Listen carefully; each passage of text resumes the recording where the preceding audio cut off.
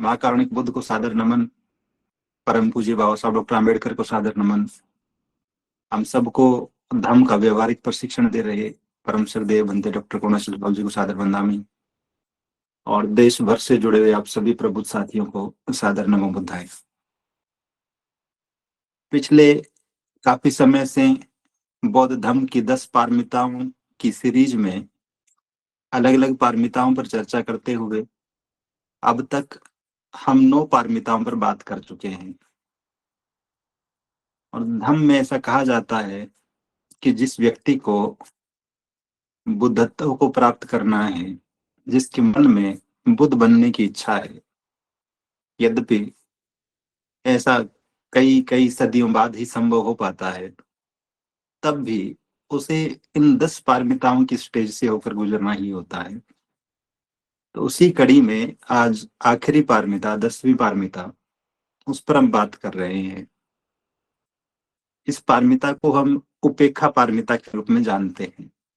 उपेक्षा पाली भाषा में या फिर हिंदी में हम कहें तो उपेक्षा, और शाब्दिक रूप से यदि हम इस शब्द को ठीक ढंग से समझना चाहें कि इसका अर्थ क्या है, उपेक्षा पारमिता का मतलब क्या है, तो उपेक्षा का मतलब है किसी चीज को बहुत नजदीक से देखना, उसके बिल्कुल नजदीक जाकर देखना। जब आप अपने जीवन में अलग अलग अवस्थाओं से गुजर रहे होते हैं, जीवन में बहुत तरह के उतार चढ़ाव आ रहे होते हैं, और उन तमाम उतार चढ़ावों के प्रति बिना किसी नकारात्मक रिएक्शन की प्रतिक्रिया के जब आप बहुत ही समान भाव से, एकाग्र मन से, स्थिर मन से उन चीजों को ऑब्जर्व करना शुरू करते हैं, उन्हें देखना शुरू करते हैं, और अंततः आप अपने चित्त को उस स्तर तक ऊपर उठा लेते हैं जहां आपका मन किसी भी प्रकार की कोई प्रतिक्रिया नहीं करता, तब हम कहते हैं कि ये व्यक्ति उपेक्षा पारमी हो गया है। धम्म 8 प्रकार की बातों के बारे में, 8 प्रकार के लोक धर्म के बारे में बताता है। हम अक्सर पढ़ते हैं कि जीवन में या तो सुख आता है या फिर दुख आता है, जीवन में या तो लाभ मिलता है या फिर हानि मिलती है, जीवन में या तो हमारी निंदा होती है या फिर प्रशंसा होती है, जीवन में या तो यश मिलता है या फिर अपयश मिलता है, अपमान मिलता है। इन 8 ही दशाओं में जो व्यक्ति व्यग्र नहीं होता, बेचैन नहीं होता और हमेशा एक जैसा भाव रखता है अपने मन में, तो निश्चित रूप से वो उपेक्षा पारमिता का ही अभ्यास कर रहा होता है। किसी व्यक्ति ने आपके आगमन पर आपके सम्मान में तालियां बजाई, किसी जगह पर आपको फूल मालाएं भेंट कर स्वागत किया गया, आपके गले में मालाएं पहनाई गई, किसी जगह पर आपको कोई स्मृति चिन्ह देकर सम्मानित किया गया, हो सकता है किसी जगह पर किसी ने हमें गालियां दी हो, किसी ने चोट पहुंचाने का प्रयास किया हो, या फिर ये भी संभव है कि कोई हमारी निंदा कर रहा हो। तो इन तमाम अवस्थाओं में जो व्यक्ति अपने चित्त को बहुत समान भाव से एकाग्र रख पाता है, हमारे मस्तिष्क की ये अवस्था निश्चित रूप से उपेक्षा पारमिता ही कहलाती है। कितने लोग इस बात को कर पाते हैं, नहीं कर पाते हैं, उस पर हम बाद में बात करेंगे। बौद्ध धर्म भी इस पारमिता को बहुत सम्मान की दृष्टि से और बहुत महत्वपूर्ण स्थान पर रखता भी है। पिछली श्रृंखला में, पिछली कड़ी में जब हम बात कर रहे थे मैत्री पारमिता के बारे में, तो हमने बात करी थी कि धम्म 4 ब्रह्म विहारों की बात करता है। ब्रह्म विहार का मतलब बहुत ही श्रेष्ठ उन्नत अवस्था। तो वहां मैत्री की बात पढ़ रहे थे, करुणा की बात पढ़ रहे थे, मुदिता की बात पढ़ रहे थे, और चौथी प्रकार का जो ब्रह्म विहार कहलाता है वो उपेक्षा पारमिता ही है। जब हमारा मन इस भाव में रहता है कि जो भी व्यक्ति किसी भी प्रकार का कर्म कर रहा है, जब बार बार हम इस बात को कहते हैं कि जो व्यक्ति कुशल कर्म करता है तो उसे कुशल फल मिलते हैं, जो अकुशल कर्म करता है उसे अकुशल फल मिलते हैं। तो आप जब दूर से देख रहे होते हैं किसी आदमी को कुछ भी करते हुए, और आपका चित्त आपको ये समझा दे, ये बता दे कि सामने बैठा हुआ व्यक्ति जिस किसी भी प्रकार के कर्म कर रहा है उसके कर्मों का परिणाम उसे भुगतना ही है, मुझे विचलित होने की आवश्यकता नहीं है, तब ऐसी मानसिकता वाला व्यक्ति निश्चित रूप से अपने मन को एकाग्र रख पाता है, स्थिर रख पाता है। बौद्ध धर्म में ही हम 7 बौद्धि अंगों के बारे में पढ़ते हैं, और उसमें भी 7वां जो अंग है वो उपेक्षा के बारे में ही है। महाकारुणिक बुद्ध के जीवन को देखें, हम धम्मपद को देखें, दूसरे त्रिपिटक ग्रंथों को देखें, बहुत सारी जगहों पर ऐसे प्रसंग आते हैं जब हम इस पारमिता से जुड़ी हुई बातों को पढ़ते हैं, इससे संबंधित चीजों को पढ़ते हैं। व्यवहारिक स्तर पर जाकर यदि वर्तमान वैचारिकी के हिसाब से, या फिर हमारी जो वर्तमान समझ है समकाल में, उसके हिसाब से हम इस पारमिता को समझना चाहें बहुत सरल शब्दों में, तो एक उपेक्षा पारमिता तो है इंद्रियों से संबंधित, कि आपकी इंद्रियां संयमित रहती है, वो किसी भी प्रकार की प्रतिक्रिया नहीं करती, अनावश्यक प्रतिक्रिया नहीं करती। एक पारमिता आपकी भावनाओं से जुड़ी हुई है, भावनात्मक उपेक्षा है, कि आप किसी भी प्रकार से विचलित नहीं होते, मन में किसी भी प्रकार के संवेग उत्पन्न नहीं होते, खराब चीजों को देखकर या अच्छी चीजों को देखकर। एक उपेक्षा पारमिता इस बात से संबंधित हो सकती है कि आप अपने मन को, जैसे जो साथी सामने बनकर कभी ध्यान साधना शिविर में बैठे होंगे सरदेव भंते जी के सामने, उन साथियों ने इस बात को बहुत करीब से महसूस किया होगा कि जब हम ध्यान की अवस्था में होते हैं उस वक्त हमारा दिमाग अलग अलग संवेदनाओं के प्रति, अपने आसपास घटित हो रही चीजों के प्रति जितनी तेजी के साथ इधर उधर दौड़ रहा होता है, तो यदि हम अपने चित्त को एकाग्र करना सीख जाएं, हम अपने चित्त को उस ध्यान साधना में निरंतर संलग्न करना सीख जाएं, तब भी हम ध्यान के स्तर पर इसी उपेक्षा पारमिता का ही अभ्यास कर रहे होंगे। और सही मायने में जब हमारा चित्त इन चीजों को ठीक ढंग से समझ जाता है, सीख जाता है, तो फिर कोई संभावना नहीं बचती कि हम किसी प्रकार की गलती करेंगे, किसी प्रकार की बहुत खराब प्रतिक्रिया करेंगे चीजों के प्रति। महाकारुणिक बुद्ध के जीवन में एक सुंदर सा प्रसंग आता है। आप में से बहुत से साथियों ने सरदेव बंते जी की लिखी वो छोटी सी पुस्तक शील जीवन का आधार वो पढ़ी होगी। सरदेव बंते जी ने बहुत ही रोचक ढंग से उसमें एक घटना, एक प्रसंग को लिपिबद्ध किया है। प्रसंग आता है कि एक जगह पर एक व्यक्ति तथागत को बहुत ही अपमानित करने का प्रयास करता है, उनके लिए अपशब्दों का प्रयोग करता है और उन्हें नीचा दिखाने का प्रयास करता है, लेकिन तथागत मौन रहते हैं। वो व्यक्ति तो और ज्यादा आवेशित हो जाता है। संभव उसके मन में ख्याल रहा हो कि मेरी दी गई गालियां तथागत के कानों तक पहुंची नहीं है, तो मुझे और ऊंची आवाज में बोलना चाहिए। तो वो दूसरी बार भी गालियां देने का प्रयास करता है, लेकिन जब तथागत तब भी विचलित नहीं होते, तब वो व्यक्ति पूछता है कि मैं निरंतर कहे जा रहा हूं आपके बारे में खराब चीजें, खराब बातें, और आप तब भी संभाव में हैं, किसी प्रकार की प्रतिक्रिया नहीं कर रहे हैं। और ऐसा नहीं था कि तथागत को उसकी आवाज सुनाई नहीं दे रही थी, या फिर उन्होंने नोटिस नहीं किया था उसकी बातों को, लेकिन तथागत जो जवाब देते हैं कि जिस तरह से कोई व्यक्ति तुम्हारे लिए उपहार लेकर आए और तुम उसे ग्रहण ही नहीं करो, तो वो उपहार तुम्हारे ही पास रह जाता है। ठीक इसी तरह से तुमने जो कुछ भी कहा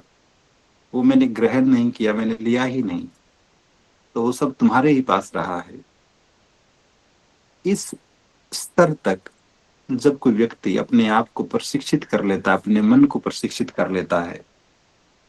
तब निश्चित रूप से वो इस पारमिता का एक आदर्श उदाहरण पेश करता है। और जब जब हम धम्म की बातें पढ़ते हैं, तथागत के जीवन को देखते हैं, कितने ही प्रसंग आते हैं ऐसे, सुख मिला हो या दुख मिला हो, किसी ने निंदा की हो या प्रशंसा की हो, कभी लाभ हुआ हो कि हानि हुई हो, और उपेक्षा पारमिता में रहने वाला व्यक्ति तो भला क्या हिसाब लगाए लाभ या हानि का। उसके मन में तो ये ख्याल भी नहीं आएगा कि लाभ हो रहा है कि हानि हो रही है। ठीक इसी तरह से किसी का यश बढ़ा हो या फिर घटा हो, इन तमाम संभावनाओं के प्रति, इन तमाम परिस्थितियों में जो व्यक्ति अपने मन को एकाग्र रख सके, जो व्यक्ति अपने चित्त को बहुत स्थिर रख सके, चीजों के प्रति समान भाव रख सके, अपने मन में किसी भी प्रकार के राग या द्वेष को आने दिए बिना, निश्चित रूप से वो उपेक्षा पारमिता के बहुत नजदीक होता है। देवदत्त तथागत के भिक्षु संग में रहते हुए इतनी ही बार प्रयास करता है तथागत को हानि पहुंचाने का, इतनी ही बार प्रयास करता है भिक्षु संग में फूट डालने का, लेकिन उसके बाद भी तथागत के मन में न तो उसे दंडित करने का ख्याल आता है। ये जरूर हो सकता है कि जब जब देवदत्त ने विनय के नियमों के खिलाफ कुछ काम किया, भिक्षु संघ या भिक्षु संघ के लिए जो कोड ऑफ कंडक्ट था, उसके हिसाब से जो भी चीजें निर्धारित थी, उसका सामना देवदत्त को करना पड़ा हो, लेकिन तथागत जिस समान भाव से, और जब हम बार बार इस बात की चर्चा कर रहे हैं समान भाव, समभाव, उपेक्षा का भाव, तो इसका मतलब ये नहीं है कि कोई व्यक्ति पूरी तरह से उदासीन हो जाए। उदाहरण के लिए, हमारी आंखों के सामने कोई व्यक्ति किसी को मार रहा हो, तो हम ये नहीं सोचते हैं कि मुझे कोई प्रतिक्रिया नहीं करनी है, मैं बिल्कुल उदासीन बनकर एक किनारे पर खड़ा रहूं या अपने मुंह को घुमा लूं दूसरी तरफ, बल्कि बहुत निष्पक्ष ढंग से, बहुत व्यवहारिक तरीके से जो भी संभव हो सके वो किया जाना चाहिए। जब खुद के साथ कुछ गलत हो रहा है तब भी, लेकिन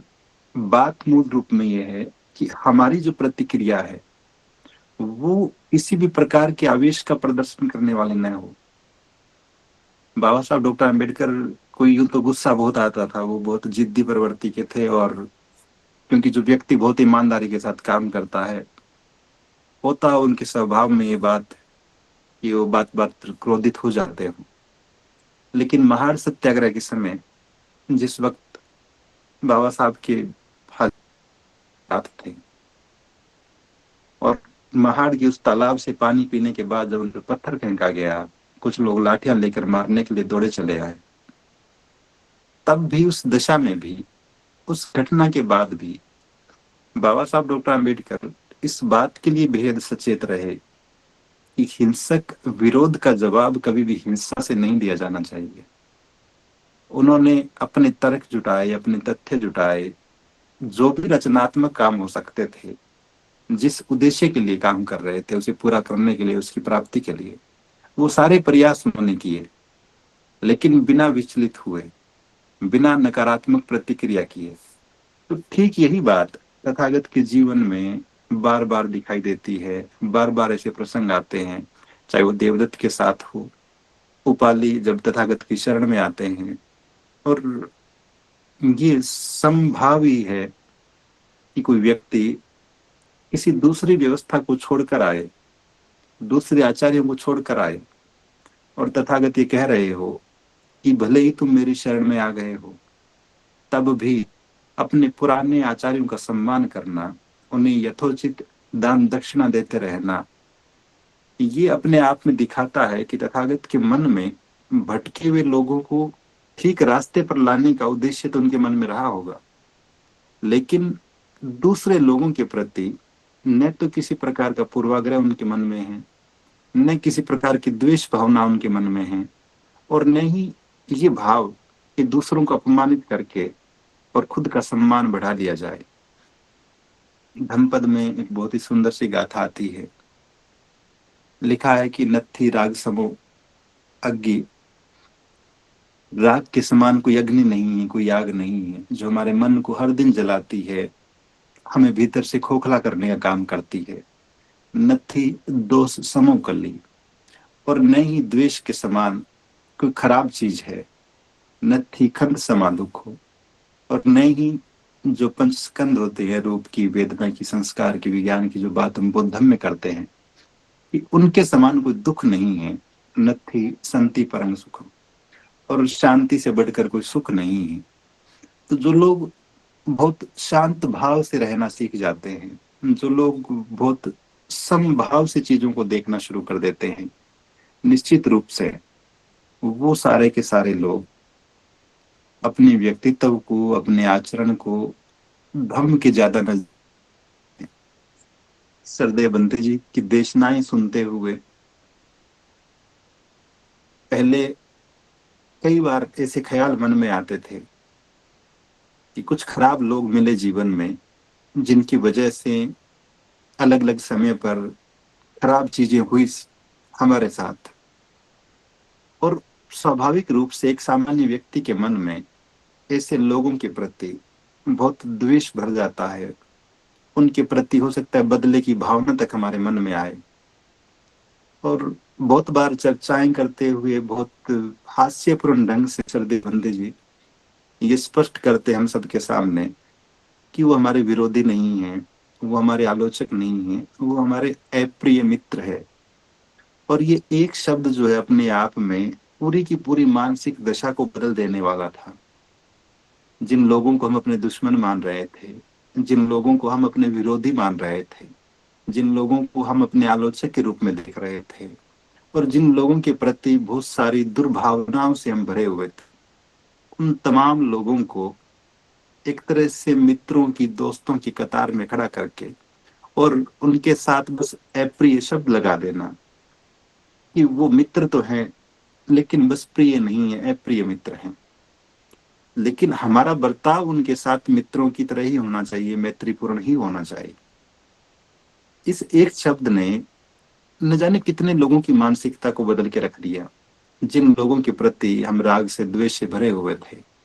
वो बहुत सहज मन से उनको स्वीकार करना सीख गए हैं। तो ठीक यही बात जितनी गहराई के साथ हमारे आचरण में, हमारे व्यवहार में उतर जाती है, हम अपने आप को, अपने परिवार को उतना ही बेहतर बना पाते हैं। क्योंकि जब हम ये बात करेंगे कि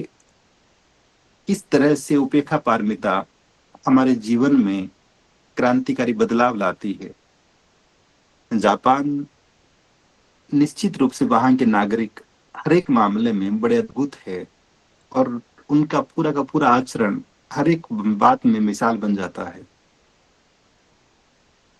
उन दिनों की घटना है जब जापान में सुनामी आई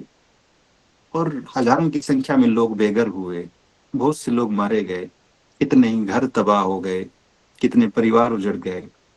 न खाने की चीजों का ठिकाना रहा, न अपनी संपत्तियों का हिसाब रहा। लेकिन तब भी जापान के लोगों ने एक बहुत ही सुंदर सा उदाहरण दुनिया के सामने पेश किया। हाल ही में आप सबने देखा होगा, इजराइल और गजा का जो देखते थे, फिलिस्तीन के उस हिस्से को जहां जब कोई राहत का सामान पहुंचाया जाता था तो किस तरह से लोग टूट पड़ रहे हैं, उस राशन के सामान को लेने के लिए एक दूसरे के ऊपर गिर रहे हैं। आज भी हम देखते हैं हमारे देश में जहाँ कहीं भी लंगर जैसी चीजें चल रही होती है, या फिर कुछ चीजें जो सरकार की तरफ से वितरित की जा रही होती है, किसी दानदाता द्वारा वितरित की जा रही होती है, तो लोग टूट पड़ते हैं ऐसी जगहों पर। लेकिन जापान के लोग उस भयंकर सुनामी को सहने के बाद भी इतनी व्यवस्थित ढंग से कतारबद्ध होकर खड़े थे। और ऐसा नहीं था कि कोई बाद में आया हो और सबसे आगे आकर खड़ा हो गया हो, कोई बीच में से निकल कर आ गया हो, बल्कि जो लोग आगे खड़े थे उन्हें ही प्राथमिकता के साथ आगे रहने दिया जाए। और ये दिखाया उन्होंने कि हम कितने शांति के साथ, कितने धैर्य के साथ, और परिस्थितियां कितनी ही खराब क्यों ना हो, तब भी हमने अपने व्यक्तित्व में इस बात को बहुत बेहतर ढंग से ढाला है, विकसित किया है कि हम जो नियमावली बनी हुई है समाज को व्यवस्थित करने के लिए, जिन नैतिक गुणों का विकास बचपन से हम सब में किया गया, हम उनके अनुसार ही आचरण करेंगे। और ये पर्याप्त था ये दिखाने के लिए कि जब लोग बहुत एकाग्र मन से विपरीत परिस्थितियों का सामना करना सीखते हैं, सामना करते हैं, तो वो एक मिसाल कायम करते हैं। और कितनी ही बार ऐसे उदाहरण देखने को मिलते हैं, समझने को मिलते हैं, जहां परिस्थितियां विपरीत होने पर आज जब हम अपने आप को देखते हैं, आसपास के परिवेश को देखते हैं, तो ये बात सहज ढंग से समझ में आती है कि इस उपेक्षा के भाव की कितनी गहरी आवश्यकता है हम सभी को। और मैं तो बहुत प्राथमिक रूप से इस बात पर ध्यान केंद्रित करता हूँ। श्रद्धेय बंते जी बार बार इस बात की ओर हमारा ध्यान दिलाते हैं, धम्मभूमि प्रयास करती है कि हम अपने आचरण को अच्छा और सच्चा बना पाए। सिर्फ बातों को सुन लेने भर से, किताबों को पढ़ लेने भर से वहां तक बातें सीमित न रह जाए। तो व्यवहारिक जीवन में भी इस उपेक्षा पारमिता की उपयोगिता क्या है? आखिर क्यों जरूरी है ये बात कि हम इस पारमिता का अभ्यास करें, इसे अपने आचरण में उतारने का प्रयास करें? हो सकता है 100% न उतार पाए, और ये निरंतर लगातार अनवरत अभ्यास की ही बात है। हमारी ग्रहणशीलता की बात है, हमारी प्रवृत्ति कैसी है अपने व्यवहार को सुधारने के बारे में, इस बात पर निर्भर करेगी। लेकिन तब भी जब हर एक व्यक्ति अवसाद में भरा हुआ हो, हर एक व्यक्ति तनाव में, हर एक व्यक्ति चिंता में, हर एक व्यक्ति के जीवन में दुख कि मैं फला प्रतिस्पर्धा को पास क्यों नहीं कर पा रहा, हर एक व्यक्ति का ये दुख कि मैं अमीर क्यों नहीं बन पा रहा, हर एक व्यक्ति का ये दुख कि मेरे जीवन में शांति क्यों नहीं है, मेरे जीवन में सुख क्यों नहीं है, उन तमाम समस्याओं का एकमात्र समाधान निश्चित रूप से पारमिता में बहुत बेहतरीन ढंग से सिखा देती है। श्रद्धेय बंते जी कई बार अपने प्रशिक्षणों में इस बात को, इस प्रसंग को, इस उदाहरण को हमसे साझा करते हैं कि जब किसी ऐसे व्यक्ति से जिससे आप बहुत अपेक्षाएं रखते हैं, बहुत उम्मीदें रखते हैं, और वो आपकी इच्छाओं के अनुरूप काम नहीं करता है, तो आपको बुरा लगता है, आप दुखी होते हैं। आप अपने किसी दोस्त से पैसे उधार मांगते हैं, वो नहीं दे पाता है, आपको बुरा लगता है। आपने अपने दोस्त से उसका व्हीकल मांगा, उसने नहीं दिया, आपको बुरा लगता है। लेकिन सड़क पर चलते हुए किसी आदमी से आप पैसे नहीं मांगते, भले वो कितना ही अमीर क्यों ना हो। एक ऐसे व्यक्ति से जिसे आप जानते नहीं है, उसे उससे आप कोई अपेक्षाएं भी नहीं रखते, कोई उम्मीदें भी नहीं करते। और जहां जितनी गहरी उम्मीदें हैं, जितनी गहरी अपेक्षाएं हैं, उतना ही ज्यादा दुख जीवन में है। तो इसका मतलब ये है कि हम यदि ये भाव अपने मन में, अपने भीतर विकसित करना चाहते हैं कि मैं कम से कम दुखी हूं अंदर से कम दुख जीवन में आए, कम से कम तनाव जीवन में आए, तो फिर ये जरूरी है कि आप सामने बैठे हुए लोगों से जो उम्मीदें लगाए बैठे हैं, आप सोच रहे हैं कि फला व्यक्ति मेरे लिए ये करेगा, वो दूसरा व्यक्ति मेरे लिए ये ले करेगा, तीसरा व्यक्ति मेरे लिए ये करेगा, और वो जब नहीं होता है तो हम दुखी होते हैं। कितनी ही बार अनजान जगहों पर अपरिचित लोगों के साथ व्यवहार करते हुए, बात करते हुए जब कुछ गलत भी हो जाता है, तो आपको उस आदमी का चेहरा भी याद नहीं रहता है ठीक ढंग से कुछ समय बाद। लेकिन जब कोई अपना, आपके परिचित सर्कल का व्यक्ति आपके साथ कुछ बुरा बर्ताव करता है, तो हम उम्र भर याद रखते हैं ऐसे लोगों को कि उसने मेरे साथ ऐसा किया। इसका मतलब ये है कि हम अपने दिमाग को ठीक ढंग से प्रशिक्षित नहीं कर पाए हैं। दंपति के पहले युग में वो सुंदर सी गाथा हम पढ़ते सुनते हैं कि उसने मुझे मारा, उसने मुझे लूटा। जिस व्यक्ति के मन में बार बार ये भाव आते हैं, उसका वैर कभी शांत नहीं होता, उसके मन से द्वेष कभी निकलेगा ही नहीं। और जो भुलाना सीख जाता है ऐसी बातों को, उनके प्रति बहुत तटस्थ रुख अपना लेता है, कि ऐसी घटनाओं के होने या नहीं होने से व्यक्तिगत रूप से मुझे कोई फर्क नहीं पड़ता है, कम से कम मैं तो विचलित नहीं होऊंगा। तो वो बहुत सहज मन से जीवन व्यतीत करने लगता है। तो एक प्राथमिक आवश्यकता तो ये है कि यदि हम मन की शांति चाहते हैं, अपने आप को व्यवस्थित रखना चाहते हैं, अपने आप को किसी भी प्रकार की कुंठा से, तनाव से, अवसाद से बचाना चाहते हैं, तो फिर ये जरूरी है कि हम उपेक्षा पारमिता का अभ्यास करना शुरू करें। हम अपने मस्तिष्क को, अपने चित्त को ये समझाना शुरू करें कि अंतिम सुख जो है वो शांत रहने में है, विचलित होने में नहीं है। वो जब सुख मिले तो बहुत प्रसन्नचित हो जाने में नहीं है, और दुख मिले तो दिन भर रोने में भी नहीं है। जब किसी व्यक्ति को कोई लाभ हो रहा हो, आज ही दैनिक भास्कर की खबर है, साउथ इंडिया के एक व्यापारी ने, जिसकी नेटवर्थ लगभग 9,000 करोड़ रुपए थी, 200 से ज्यादा कारें जिसके घर पे खड़ी थी, जिसके पास खुद का प्राइवेट जेट था, उसने अपने आप को गोली मार ली और आत्महत्या कर ली। तो हम जिन चीजों में, जिस लाभ में आज खुश हो रहे हैं, जो चीजें आज मन को सुकून दे रही है, हो सकता है एक निश्चित अंतराल के बाद हमारे मन में उन चीजों के प्रति विरक्ति का भाव आ जाए। हमारा मन ये कहने लगे कि ये तमाम चीजें जो चारों तरफ उम्र भर हमने बहुत मेहनत से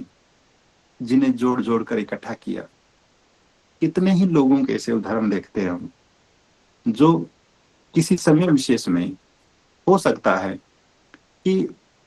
इस बात पर पूरा का पूरा ध्यान केंद्रित करते रहे कि हम किसी न किसी तरीके से अमीर बन जाएं, हम किसी न किसी तरीके से इन संसाधनों को जुटा लें, और कितने ही प्रकार के षड्यंत्र किए होंगे उस धन का संग्रह करने के लिए, अपने आप को प्रसन्नचित दिखाने के लिए। लेकिन तब भी अंतिम जो सत्य सामने आता है,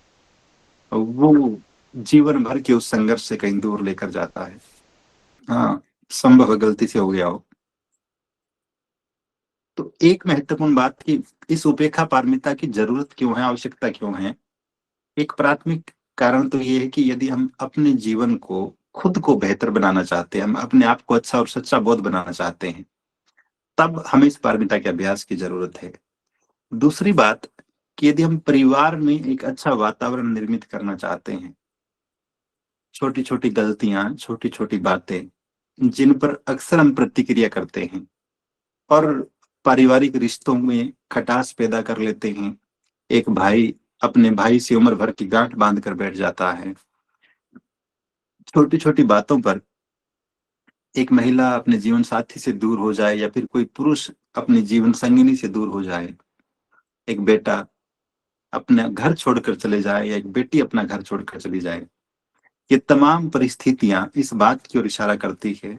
कि परिवार के लोगों में ये सामर्थ्य नहीं, ये धैर्य नहीं कि वो परस्पर एक दूसरे की भावनाओं का सम्मान कर सके, एक दूसरे की बातों को ठीक ढंग से सुन सके, समझ सके, और बहुत समभाव से उनको देख भी सके, उन्हें सहन कर सके। तो यदि हम परिवार में शांति का वातावरण चाहते हैं कि परिवार में किसी भी प्रकार का वाद विवाद पैदा ना हो, वहां स्वस्थ चर्चाएं तो हो, आपसी संवाद तो हो, लेकिन परिस्थितियां इतनी विकट न हो कि किसी भी प्रकार की विपरीत हालात का सामना करना पड़े। तीसरी बात, हम जिस समाज में रह रहे हैं वो पहले से जातियों में बंटा हुआ, धार्मिक संप्रदायों में बंटा हुआ समाज है, और वहां निश्चित रूप से हर एक जाति का व्यक्ति, हर एक वर्ग का व्यक्ति, हर एक धर्म का व्यक्ति अपने आप को ऊंचा दिखाने में लगा हुआ है। लेकिन यदि हमारे मन में ये भाव है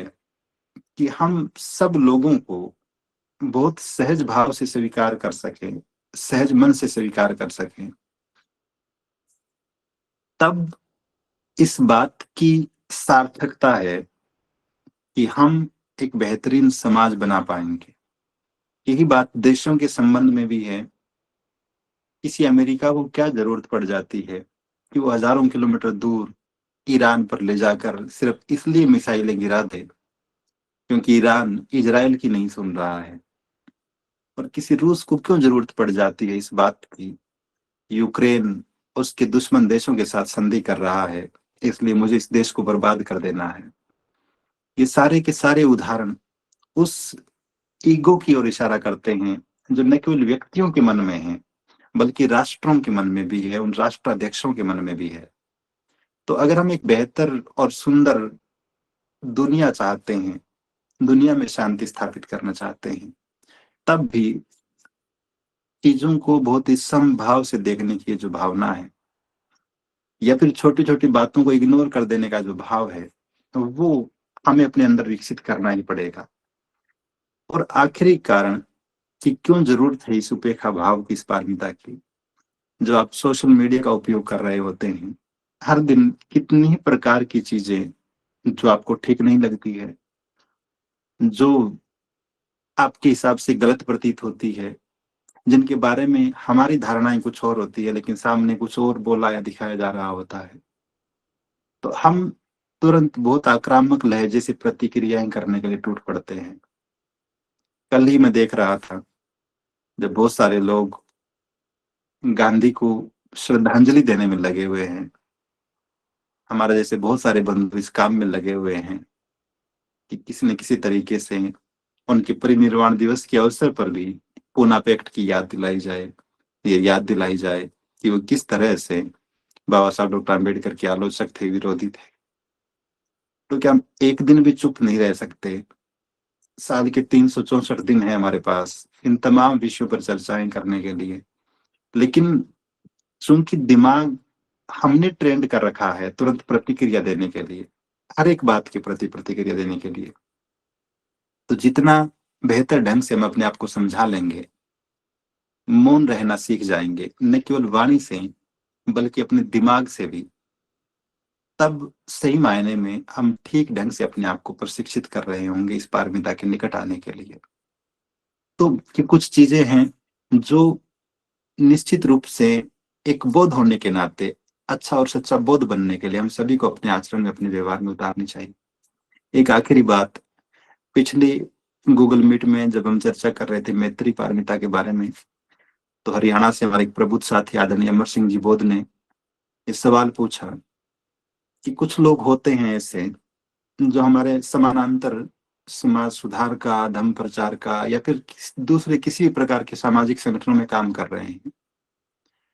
वास्तव में वो काम कम करते हैं या गलत तरीके से काम करते हैं, काम करने का पैटर्न ठीक नहीं है, लेकिन हर बार वो क्रेडिट लेने का प्रयास करते हैं। और कुछ लोग जो बहुत अच्छा काम कर रहे होते हैं वो हाशिए पर धकेल दिए जाते हैं, उनकी उतनी प्रशंसा नहीं होती, उनका उतना जिक्र नहीं होता। तो ऐसे जो छद्म समाज सुधारक है, उनके प्रति हमारा दृष्टिकोण क्या, हम कैसे डील करें ऐसे लोगों के साथ? दो तीन चीजें ये इसी विषय से जुड़ी हुई बात ही है। एक महत्वपूर्ण बात तो ये हो सकती है कि हम अपना काम जारी रखें, हम जिस काम को कर रहे हैं हम बहुत ईमानदारी के साथ, बहुत प्रतिबद्धता के साथ करते रहें, क्योंकि जब जब इस तरह के लोग आते हैं सामाजिक मंचों पर, इनकी वैलिडिटी बहुत ज्यादा नहीं होती है। वो कुछ दिनों के सुधारक होते हैं, कुछ कार्यक्रमों तक ही सुधारक होते हैं, और उसके बाद वो अपने आप को भी पहचान जाते हैं कि हम कितनी सामर्थ्य रखते हैं समाज सुधार की, धर्म प्रचार की, और लोग भी उन्हें पहचान जाते हैं कि इनके प्रयासों में कितनी ईमानदारी है, कितनी प्रतिबद्धता है, मिशन के प्रति कितना समर्पण का भाव इनमें है। तो एक चीज, उन पर ध्यान देने की बजाय हमें अपने प्रयासों पर ध्यान दिया जाना चाहिए, देने की जरूरत है। दूसरी बात, यदि कभी टकराव की स्थिति उत्पन्न होती भी है कि हम आमने सामने आए हैं, एक अच्छा व्यक्ति और एक बुरा व्यक्ति, तब भी सार्वजनिक रूप से ऐसे लोगों को अनावश्यक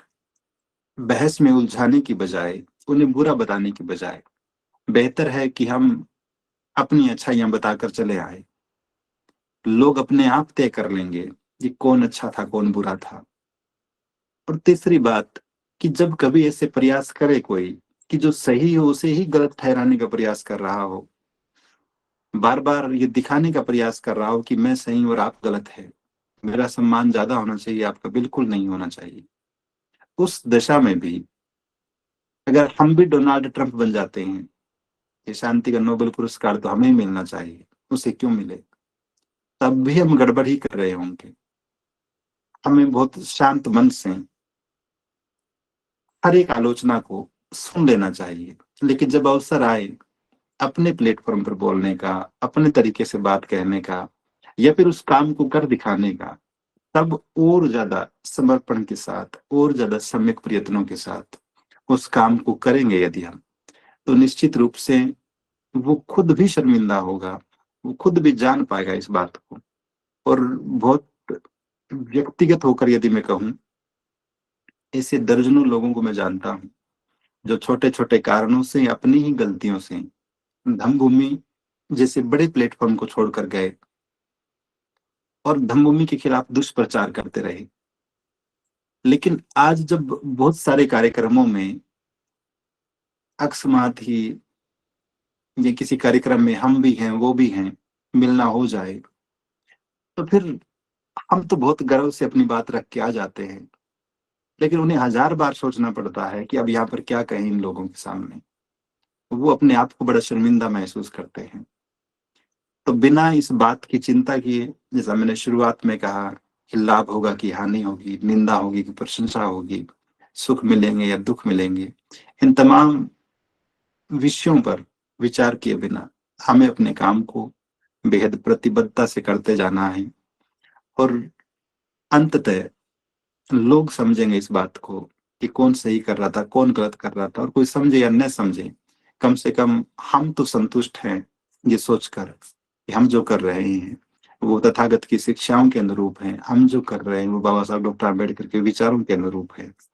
तो आज के इस विषय पर मैं इतनी ही बात कर रहा हूँ। आज थोड़ा सा कम पढ़ पाया,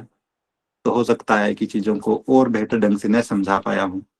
फिर भी यदि कोई संशय रहेगा, ये 10 के 10 पारमिताएं धम्मभूमि के चैनल पर रहेगी, तो फिर कभी श्रद्धेय बंते जी और विस्तार से इन विषयों पर बात कर लेंगे। आप सभी ने ध्यानपूर्वक सुना, सभी को बहुत बहुत साधुवाद। श्रद्धेय बंते जी को सादर वंदामि। नमो बुद्धाय।